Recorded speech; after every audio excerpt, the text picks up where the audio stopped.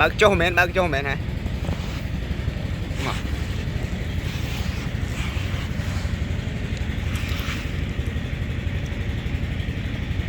hả thế gì lan khôi mến khôi chưa ra này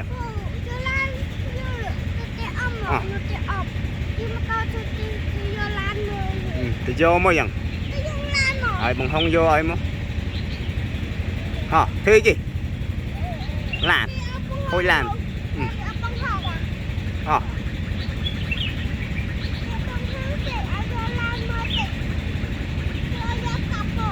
anh đi lên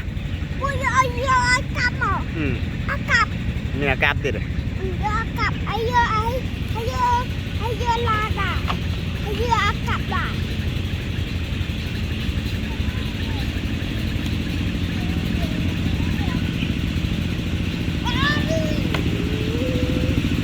hai nữa ăn được đây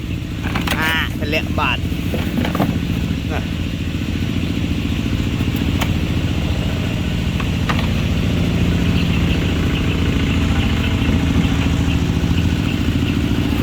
đã thương mình đã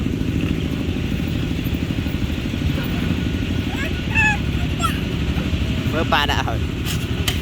chết đã mến cũng không như vậy lái không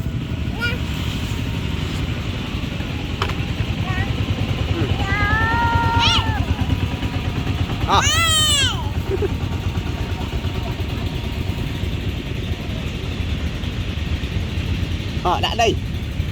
cặp đây đã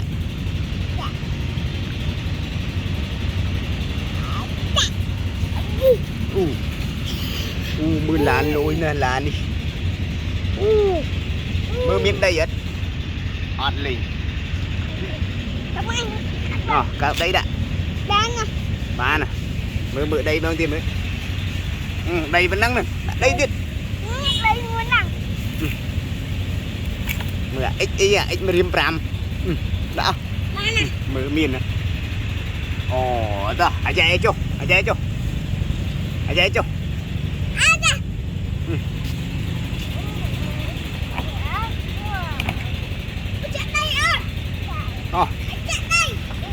chạy đây lì